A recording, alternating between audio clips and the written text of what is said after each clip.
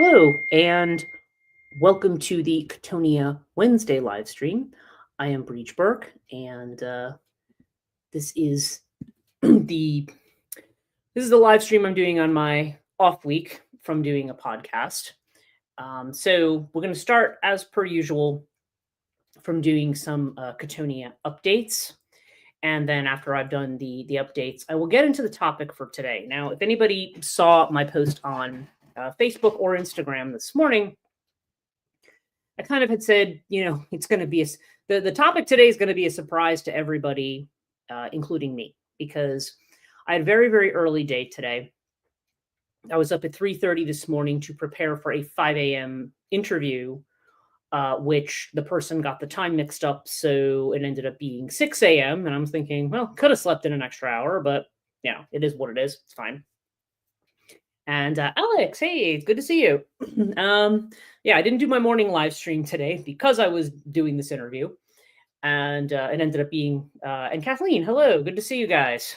It's like, we didn't get together this morning. Now we're getting together at noon. And I was up very early. I get up at 3:30 so that I can meditate and do stuff before my day starts. And I was on at 5, and as the time was going by and nobody was coming on, I finally messaged the the admin, and she said, "Oh, but the person said 10." Turns out the person thought it was another time. So in any case, we figured it out, and I had the interview. And again, I probably not going to really say a whole lot about it until I know, where, until I find out where I actually stand. I often find that, whenever I come out of an interview, I always assume it's 50-50, because there's times people can go into something and think, oh yeah, it was really great. Oh, hello, Shani. It's that we had, so it could go either way. It could be either, wow, you did really great, or wow, they gave you the impression you were really great, but they hated you. I mean, you don't know.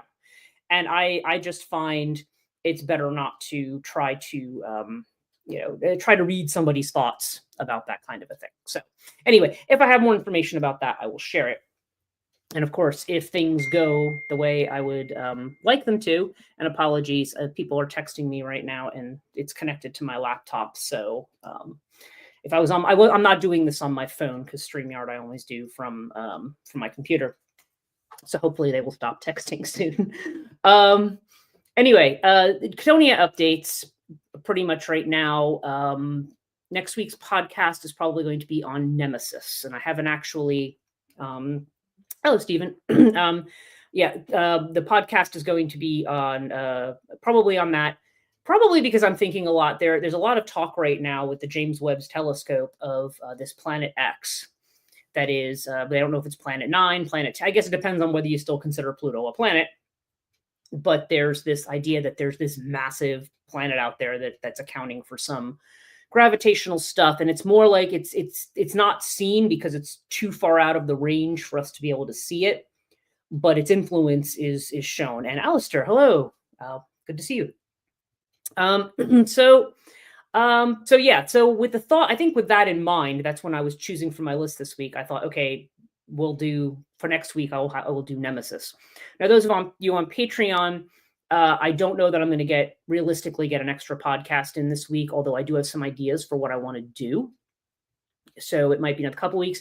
And I'm also behind on getting the remastered episodes. Ali has been really great. She has gotten together. I think she's finished Artemis. She's finished Santa Muerte, although she did tell me that one has some sound issues that I need to check out.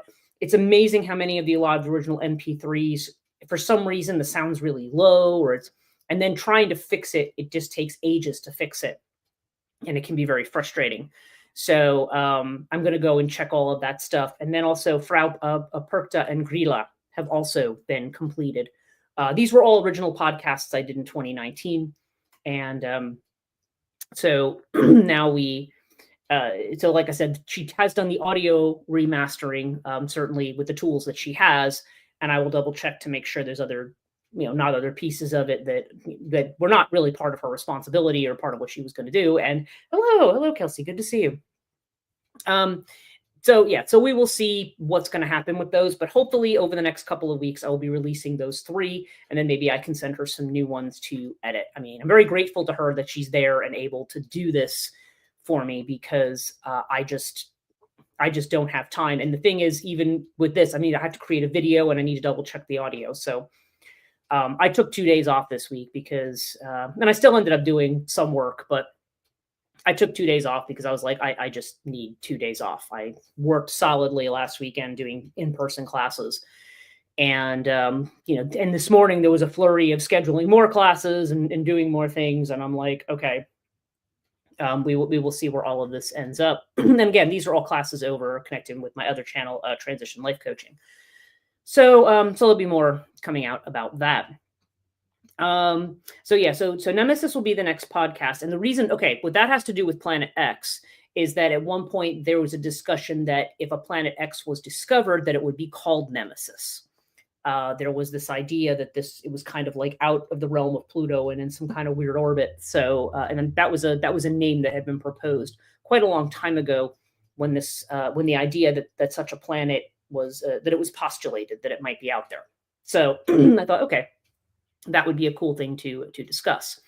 And as per usual, I still have stuff available on eBay. I still have books I'm selling because if you look behind me, you can see everything's starting to look like it's emptying out. So I got the one bookcase over there that I still have not quite worked on yet. I've just kind of started. So I will, but we won't get into that here. I will post all of that on, Instagram, Facebook, where people can find that stuff if they're interested.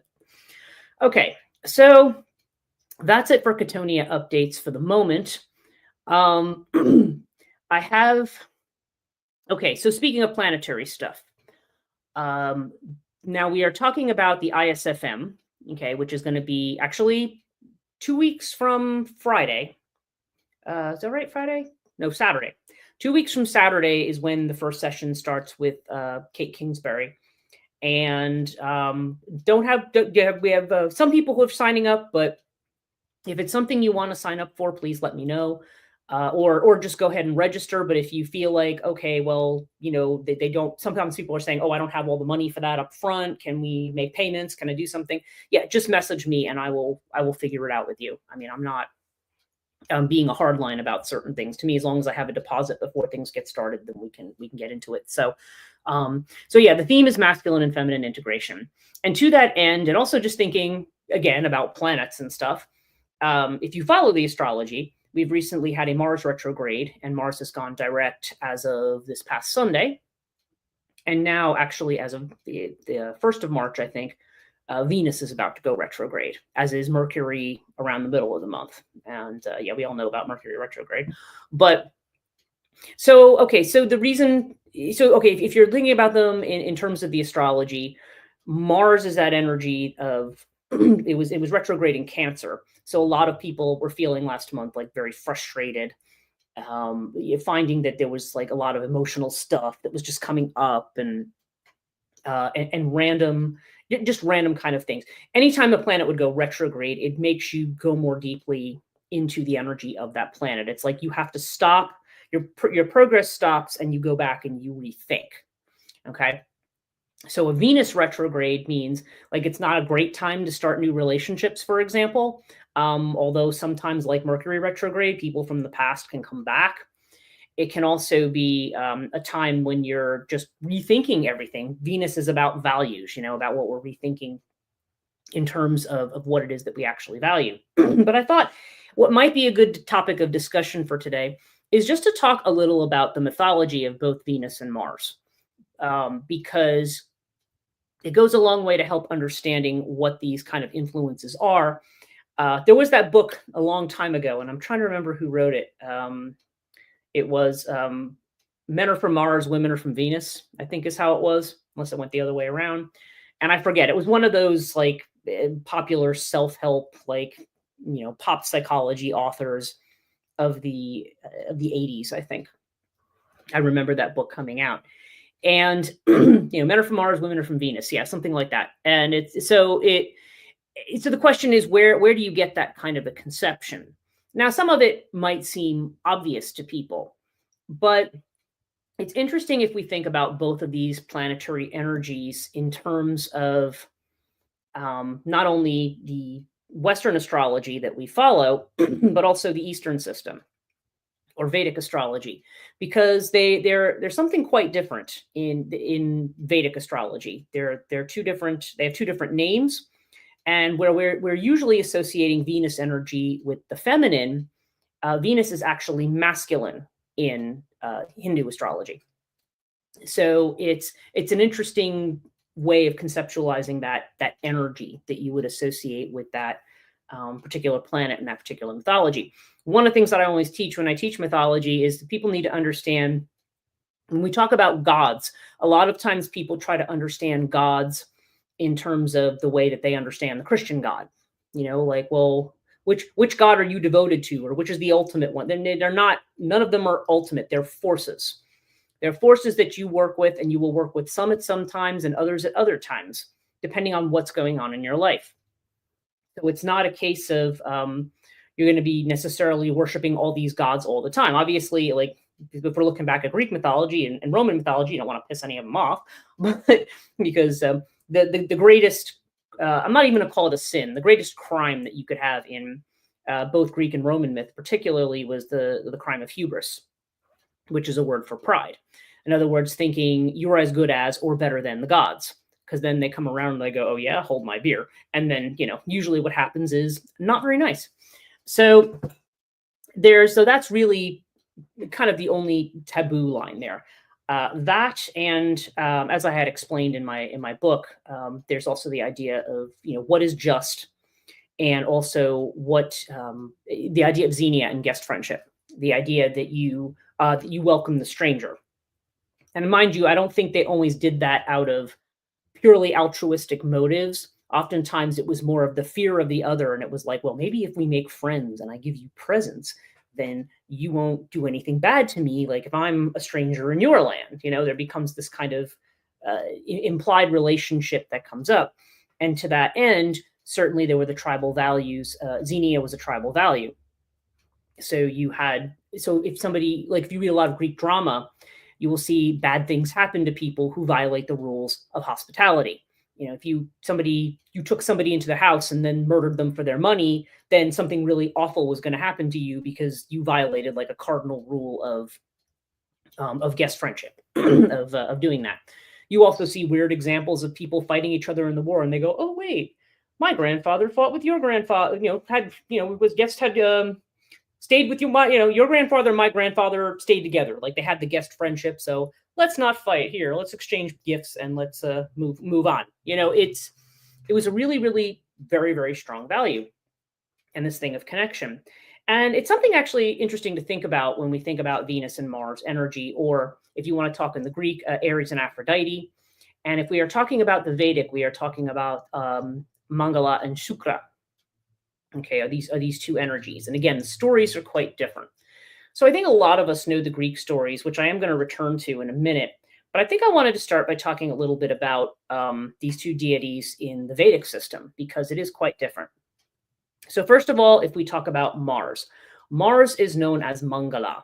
Okay, and there's a very funny thing when you have, if you have a Vedic chart done, Mars has an influence on your chart until about age 28, 29.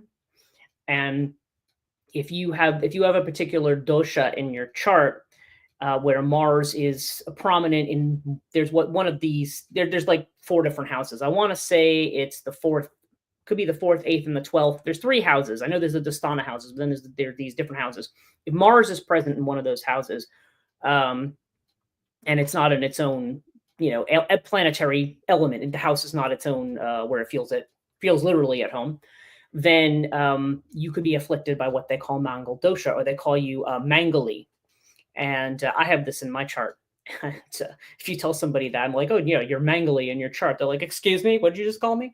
But Mangali is just basically, if you have Mangal dosha, do not get married before the age of 28.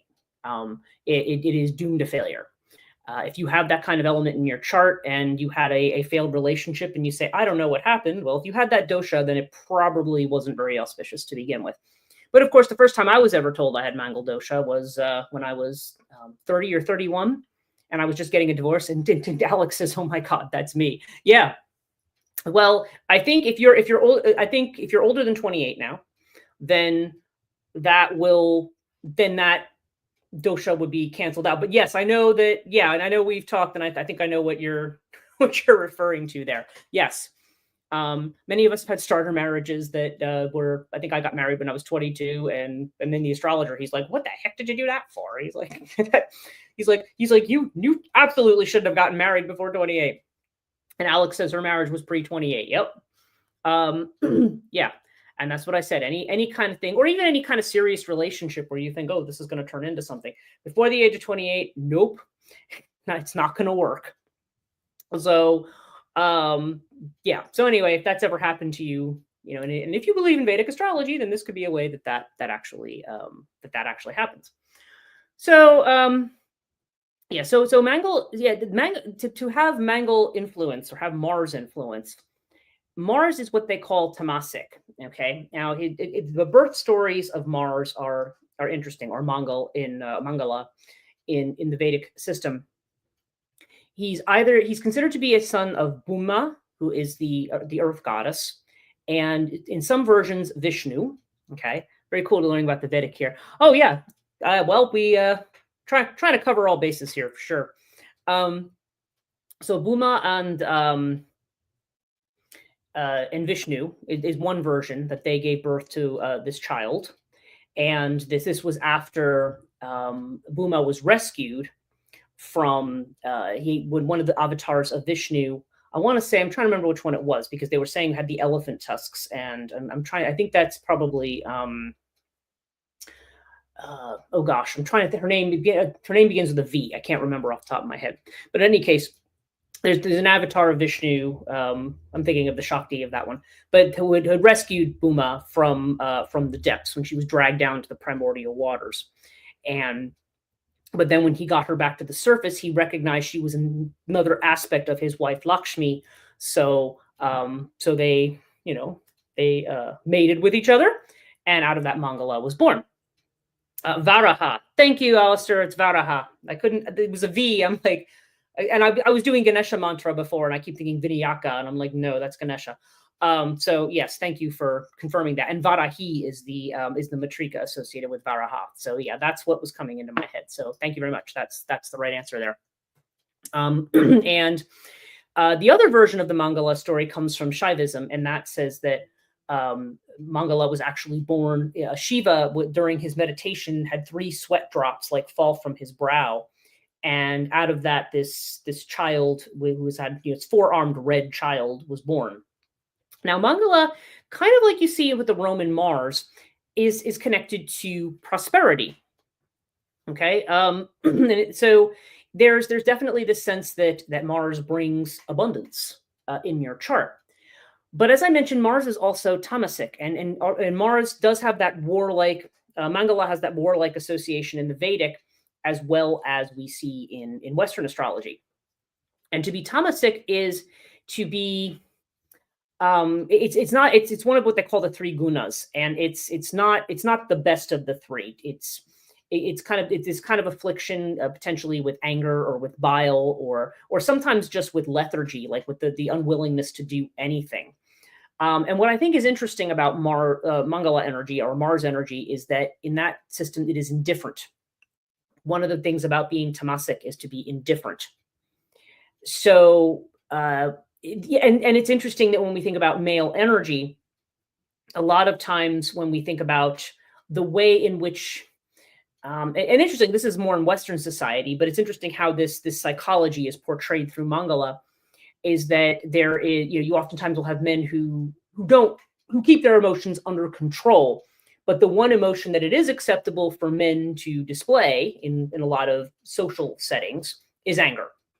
I mean, obviously people aren't advocating violence and so forth, but it's not unmanly to be angry. You know what I mean? If you understand what I'm saying. To display other emotions is somehow, it's just like, oh, don't be womanish, or don't be, you can have this kind of and again, this is just social systemic stuff. Doesn't mean that individual men and women always play along this line.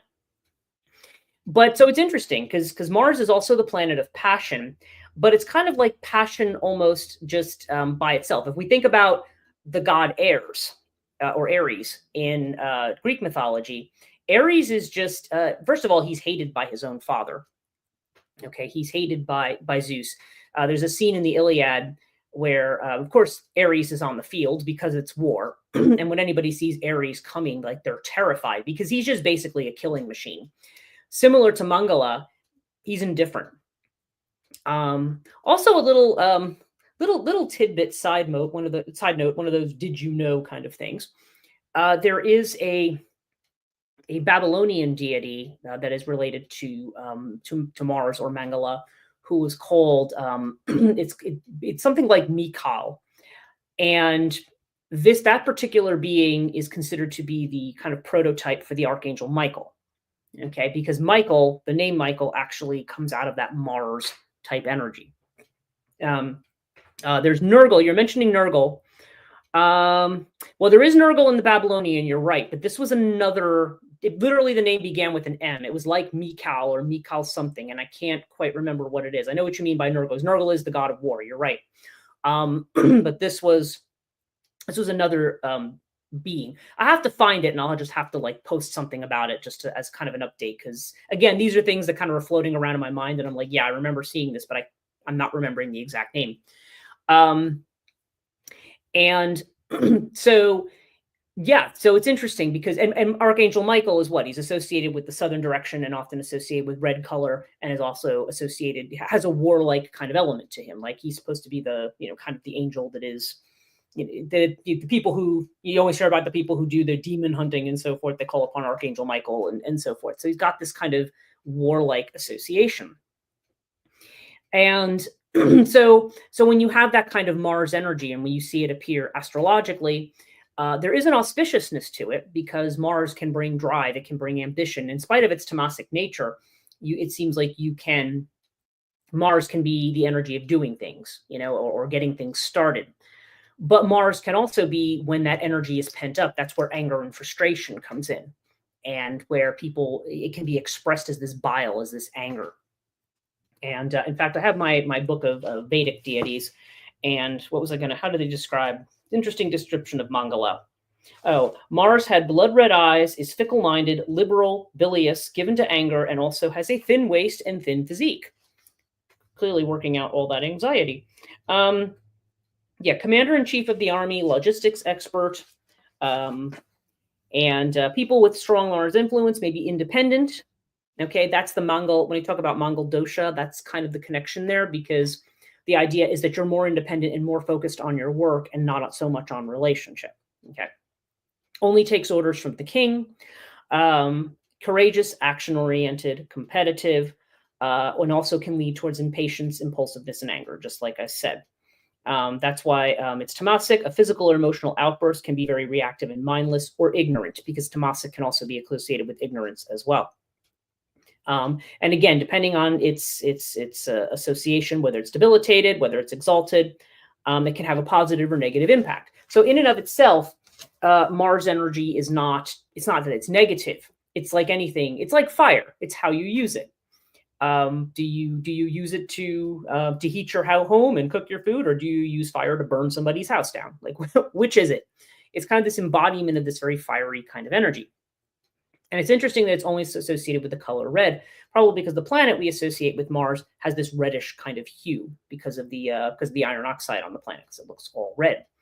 And also there is that red giant star in the constellation of Scorpio called Antares. So it's a second Aries, and that also appears red in the sky. In fact, I see it every morning because usually when I wake up, Scorpio is right outside my window in the morning. So you see the reddish Antares. And again, that's because that's supposed to be a red giant, although probably a black hole by now, but it's there.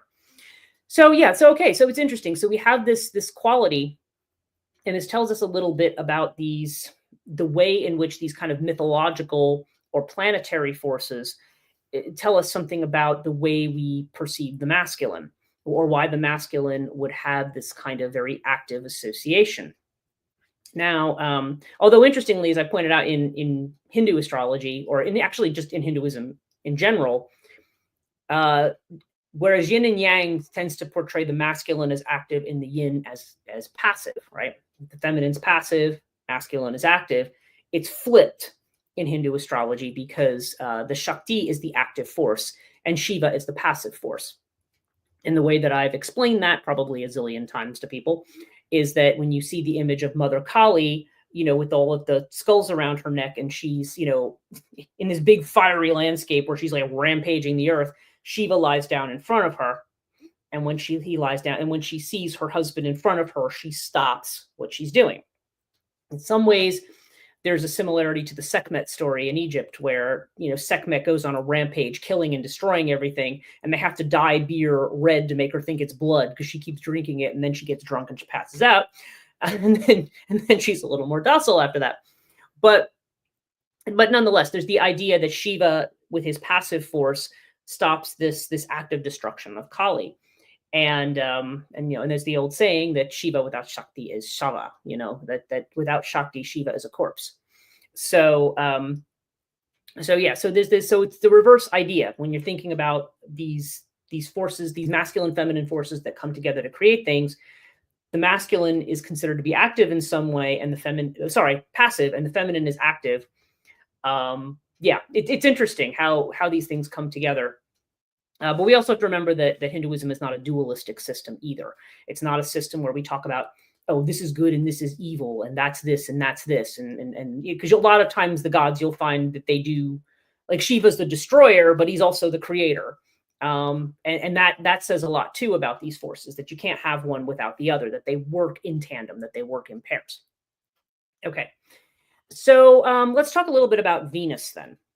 So Venus as a planet is very, very bright in the sky, often seen as the morning star, the evening star. We have the Lucifer associations with Venus. Sometimes in the morning star is often called Venus Lucifer.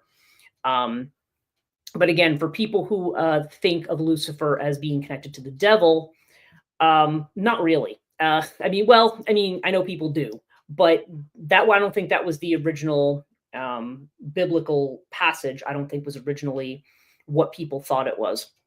If you read Peter Gray's book, Lucifer Princeps, okay, which is Lucifer, like the theory, there was supposed to be a Princeps, which is theory, and then a praxis, which is for people who wanted to do practice. But he talks a lot about Lucifer and the origins of the Lucifer story. And really, it's the idea of, a morning star who kind of falls down, because Lucifer is associated with he's a light bringer. He's associated with the morning star. But they said they're not talking literally about the morning star, and they're not literally talking about Lucifer as fallen angel. What's literally being talked about there is really a Babylonian king who has a certain title that's connected to the idea of light bringing again. And that the idea that there was this, because literally everything in the Old Testament is about, whether you want to call them Jews, Hebrews, Israelites, whichever word is used for them at different times, it's always about they're trying to find their place, and about the kinds of conflict that they come into with their neighbors and their neighbors' deities and all this kind of stuff, which were also to a certain degree their deities for a while, until, when bad stuff would happen, they would go, oh, okay, well, maybe we need to get rid of all these other deities. It's, so you have to always remember that anything that's said about things is in that context. So it's really not surprising, the idea of portraying like a fallen angel or fallen star to represent a king who was either who was vanquished or who had their downfall, who was an enemy of theirs or considered to be someone in contention. Yahweh bringing them down. That's not a surprising association. But Lucifer, like the term Satan, has become associated with ultimate evil when that was not really its original terminology. And nonetheless, I only bring this up because Venus is sometimes called Venus Lucifer. And Venus has a very curious orbit. He makes an orbit that's a little bit like a pentagram, like a 5-pointed star. And Venus definitely, if those of you who've studied tarot and you think of the suit of pentacles, right, with the 5-pointed star, which is very connected to the material world. It's connected to finance. It's connected to wealth.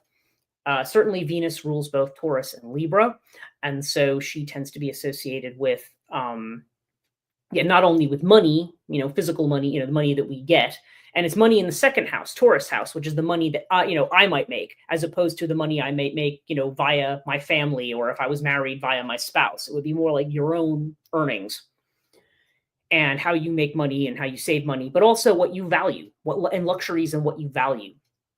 What is the meaning of abundance for you? Okay. So it's interesting there where we can see a tie between Venus and Mars, in that they both deal with abundance to some degree. Now, Shukra in the Vedic system is a child who he's brought up with Brihaspati. Okay, Brihaspati is the name for Jupiter. You also will hear Jupiter referred to as Guru, but Brihaspati has this. They're both educated, and I do have the name of the father who educates them. So for some reason I can never quite remember off the top of my head. Angarasa or Angarasa. I'm not quite sure how that's pronounced. Educates both Shukra and Brihaspati, kind of as brothers. And at the end of their instruction, Brihaspati, or Jupiter, is chosen to be the guru of the Devas, who are the gods. And Shukra becomes a guru also, but to the Asuras, who we like to translate, again, as demons. Okay. But it's not really, as I've said, and again, probably people who watch my channel and podcasts and stuff are probably sick to death of me talking about this, but Asuras are not the same as what we think of as demons, say, in Christianity or Islam or any kind of monotheistic religion in the West. They are more forces whose interests are more, there's more of an interest in siddhi, or power, or in gaining power for personal gain. Okay. And if you think about the second house as being kind of your own personal gain, as opposed to one of those community houses, the idea is that Venus has to do with, not only luxuries and things that are beautiful and beauty and so forth, but also personal gain. Now, remember, Venus is also associated with Libra. So the association with Libra is, of course, that's where you have the relationship. Libra is associated with the seventh house, which is about marriage and about, committed relationships and so forth. And Libra is, of course, a very friendly sign. It can be potentially indecisive at times, but Libra is a sign that is about bringing in the two. It's about keeping things in balance, but it's also, Libra natives tend to be very social and very friendly, like very interested in other people and connecting with other people. They're a very social sign by nature. Sometimes can be people pleasers and things like that. That would be the potential thing that they would have to watch out for, or and then that kind of thing. Whenever you have the two, like the Gemini or the Libra, you've always got that kind of, there could be a little bit of indecisiveness there, at least in terms of astrological theory. So Venus, similarly, Venus in Vedic astrology is connected to is connected not only to the idea of wealth and acquiring wealth. Okay, this is one who advises the Asuras on that kind of acquisition of things, of luxury things. When one's in their Venus Dasha is the one where people might get married, or it might be the one where people are, where they find themselves, with a lot of stuff. Like that's maybe when they're making their money, or when they're able to go out and take all the luxury vacations, or whatever it is that people want to do with their money. Now, I did want to read a little something about Shukra here. It says Shukra is one of the sons of Bhrigu, one of the Saptarishis. He was the guru of the Asuras and referred to as Shukracharya or Ashuracharya in various texts. In another account in the Mahabharata, Shukra divided himself in two. One half became the fount of knowledge for the Devas. The other became the source of knowledge for the Asuras. In the Puranas, he's blessed by Shiva with Sanjivini Vidya after performing tapas to propitiate Shiva. Now, tapas is, of course, the kinds of austerities that one would practice to get a boon. And Sanjivini Vidya is the knowledge of raising the dead back to life, which he used from time to time to restore life to Asuras. Later, it was sought by the Devas and was gained by them. And there's an interesting story about Shukra with the Vamana, the dwarf avatar of Vishnu, requests the Ashura king Mahabali for 3 steps of land, asks for 3 steps of land. Mahabali acceded and was, as was the practice, took up the Kamandalu to pour water symbolically to signify the donation to Vamana.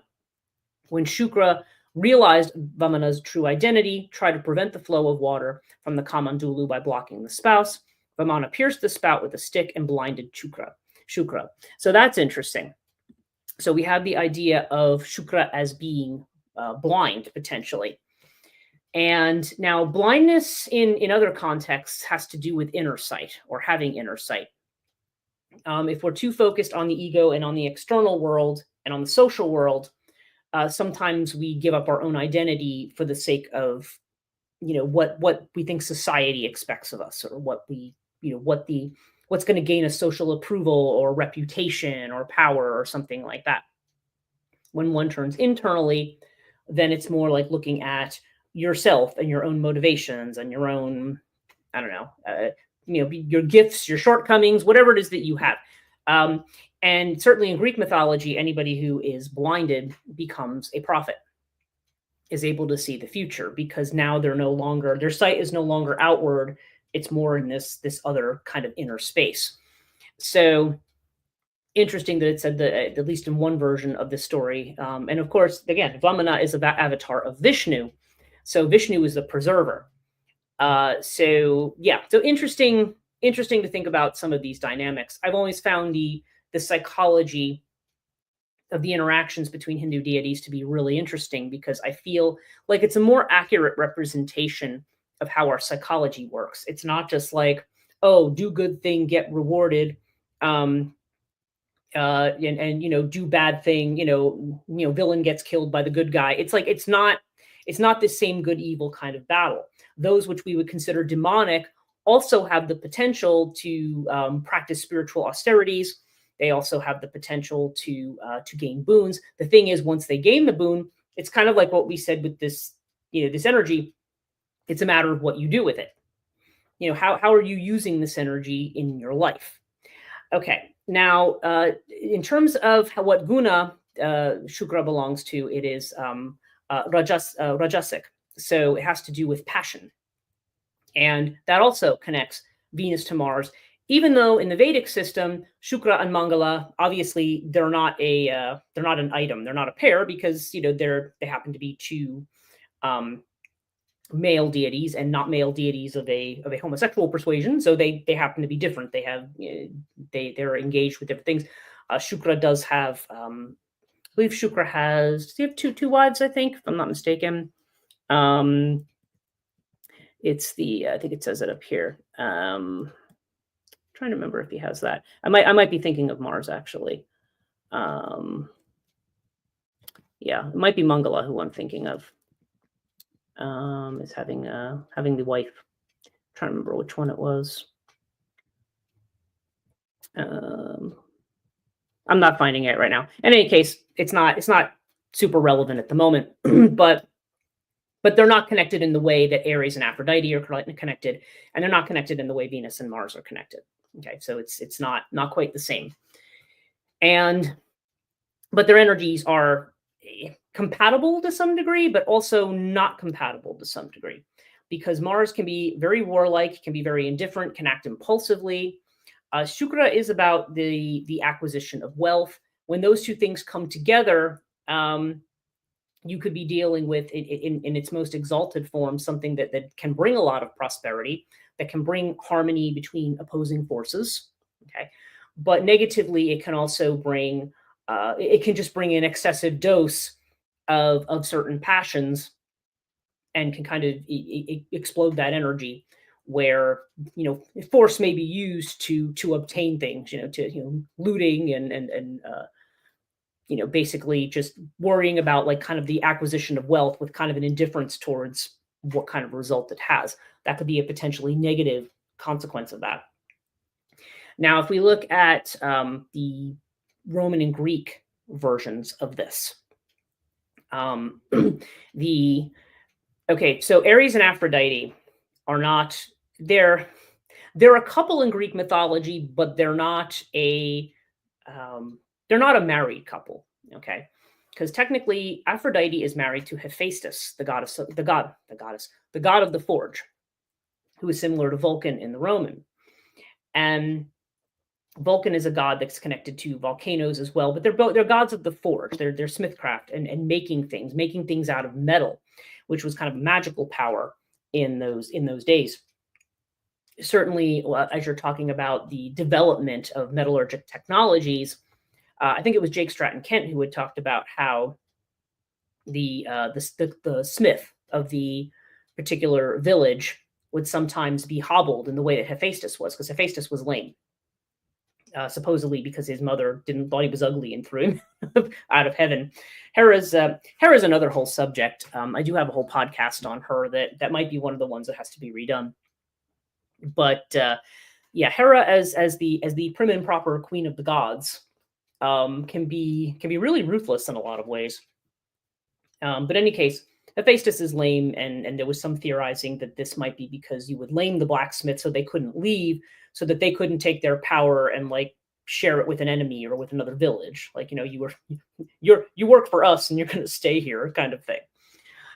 So that's theorized. I don't quite remember where Jake got that from. I remember I asked him, and I've long since forgotten the answer because he mentions it somewhere in Gia Sophia, and then he has no references in that one. So I had to ask him, of course, that was when he was still alive. But but in any case, that is one of the possible stories. But okay, so Aphrodite's married to this, and she's married to this unattractive blacksmith.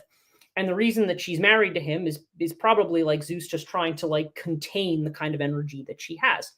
Because kind of like Shukra, Aphrodite is kind of fickle.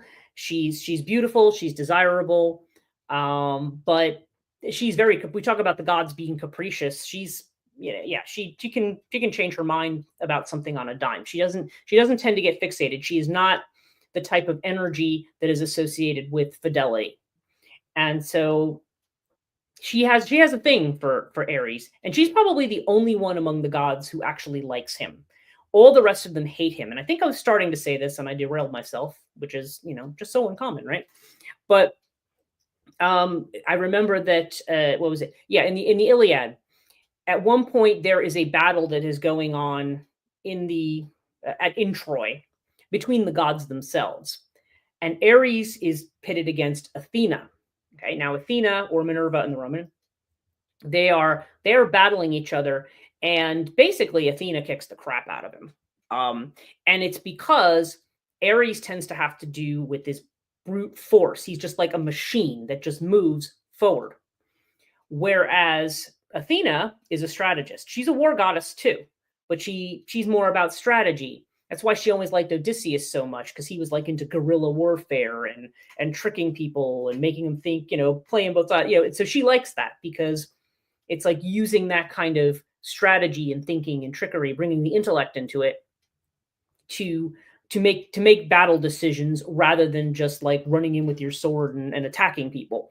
And and this, I always say psychologically, this has to do with is their idea that you want to take the direct approach to something, or do you need to negotiate and strategize? If you're trying to talk to somebody, say, who's very, very angry, just running up to that person and like, I don't know, getting in their face or yelling at them or telling them something may not work. You may have to try to find a way to kind of, ease your way in and say, try to connect with them in some way so that they'll talk to you. And then maybe then you can get a conversation started. But if you don't come in with a really aggressive approach, that's kind of more the strategizing. And that's actually more feminine in nature. It's almost like Athena is the feminine side of war. But she is still a virgin goddess. She is not one who has the sexual passion. Okay. Now, but Aphrodite does, and Ares does as well. And so he frequently mates with Aphrodite. She's frequently, interested in him. And it's interesting because the child that they have is named Harmonia. Okay. She ends up becoming the wife of Cadmus, who is the founder of the city of Thebes. And Hephaestus, who has been told Hephaestus is, of course, doesn't like his wife's infidelity, but he's powerless to do anything about it. Their marriage has never been consummated, but she's, she gets around with whoever she wants to.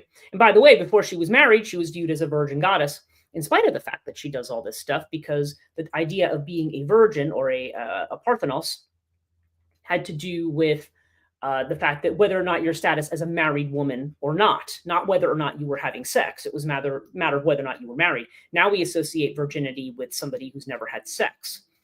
But virginity to them was just, oh no, you're just a girl or a woman of a certain age who doesn't have a husband.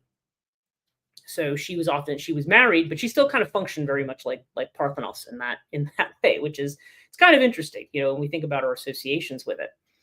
But yeah, so their child is called Harmonia.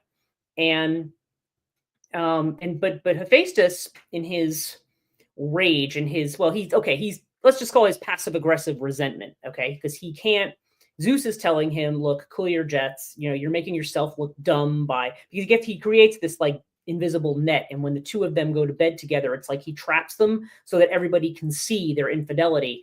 But it doesn't go as well as Hephaestus thinks, because Zeus just says to him, look, this just makes you look bad. Like, just don't, let it go, be nice to the child, and when the child got married, give the child a wedding gift, like, don't, be the bigger person, be a nice guy. And so Hephaestus makes a necklace for Harmonia, and apparently it's this gorgeous, gorgeous necklace. The thing about this necklace is that anybody who wears it is cursed. They're either cursed to a bad end, their children are cursed, everything. So Hephaestus kind of does his little passive aggressive end run, and in the guise of a gift, actually kind of gets his revenge on the two of them, on their child. So it's almost like the idea that you have Harmonia is the idea of harmony or harmonious existence, which is kind of the theme that we're talking about between masculine and feminine integration, right? How do those two things work in harmony? But the energy of Venus and Mars is the energy, you've got two deities that what they have in common is passion, and they have in common ideas about prosperity and wealth, right? I read somewhere have also created the underworld. That is entirely possible, that there are stories like that. Of course, there's varying accounts of that. It could be the underworld of either Hephaestus, but we also see sometimes certain Titan figures who were the creators there. But it's not impossible that there's a variation that would make Hephaestus responsible for that, for sure. And so it's interesting that we have these two beings.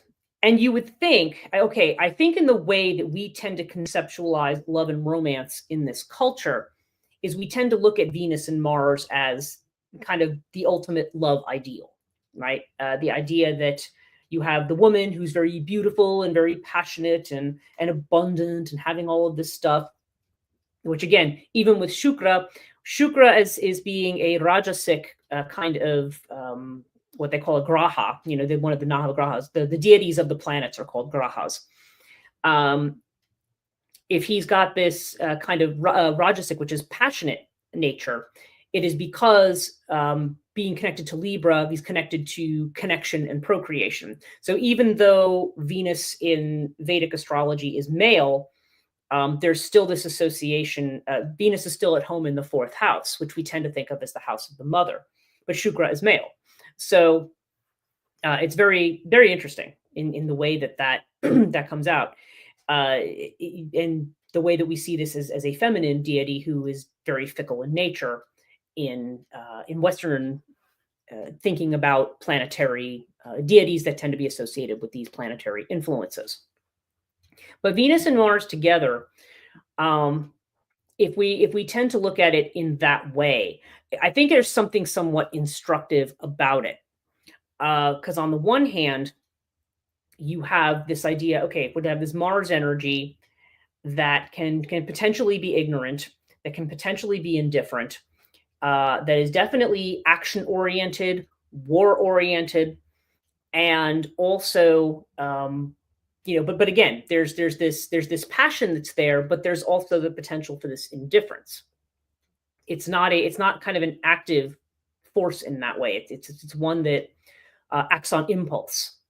Okay, and if we think about what has been stereotypically said about masculine energy, there's a idea that when you talk about the 7 chakras, that the male sexuality is connected to the root chakra, because that is where the sex drive comes from. That's where the drive is to connect, whether to procreate or not. And that is so it tends to be centered there. So a lot of times you'll hear about men as being connected, being more physically driven and more physically stimulated. Sure. Men and women both look at each other and say, "Ooh, that one looks good. That person looks good." Everybody does that, right? When you fall in love, there's a physical attraction. Whether you prefer people of the opposite sex, the same sex, doesn't matter. There's an attraction. There's something that draws you in. And there's certainly a physical component to it a lot of the time, or maybe most of the time. So you have this physical component, and that seems to be what we have here. You have this kind of impulsive energy. Now, the energy associated with the feminine and the feminine drive, it tends to be connected with the sacral chakra, or the Svadhisthana, which is the second one. And that is where, in women, that's where the uterus is located. Okay, it has to be about where the sex organs lie. And therefore, because the womb is more about creation. And again, this doesn't imply that all women, this is why I think there's this mythology of, all women want babies and things like that, which isn't true. But that's the area that, because the womb tends to be more centered around ideas of home and security and things like that. Like, women tend to look, there's this kind of stereotype that women look for that more in relationships, whereas men may be more physically driven. And that, to me, is almost like the Venus-Mars connection. If you connect Venus with the 4th house, okay, and also with the 7th house. And again, that's Vedic astrology. In Western astrology, she's also associated with the second house as well. So you have this association with luxury, with the material world, with the domestic sphere, with partnership, with connection, whereas masculine energy tends to be more independent. That's why those who have very strong Mongol influence in their chart tend to be people who, they just kind of prefer to do it their own way. They may be more independent or independently minded. Doesn't mean they don't necessarily want a relationship, but that the relationship may not always be their primary focus. It's not like or they don't tend to, you sometimes will see relationship situations where people may define themselves in terms of their partner. And somebody who has strong Mongol influence will not do that. They will definitely be a little more independent in how they do things. So, but you've got these two energies getting together. And I think I talked about this on one of my live streams over on Morning Coffee, which is the one I usually do every morning. And I just find it very interesting, because when people talk about the problems that they have in marriages, if you want to talk about the kinds of things, again, everybody's situation is different, but it's interesting that a lot of times you have cases where you have a woman who may be very expressive, very emotional, wants to talk through problems, will express her emotions. If she's, not happy about something, she might cry. There's a lot there. And then the man she's married to is just kind of like, well, I don't know why you're making a big deal about this. Either they just sit there and nod their head and say, yeah, whatever you say, or they just, without really engaging with things in that way can make them uncomfortable. Or they engage with it in a way where they just get angry. Like, why are you bothering me with this? Why are you not satisfied? Why do you need this from me?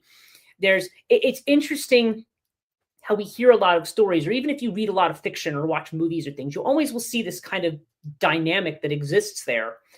That is almost cliche in some ways. And again, you think about all of this. I think all of this is important to think about when we think about masculine and feminine connection, because we want to think about archetypes and archetypal ideas about connection. And we have to recognize that when we call them archetypal, it's something that we act out completely unconsciously. because this is something a priori. It's normal. This is how it is, right? Now, the reality may be that that's not really exactly how it is.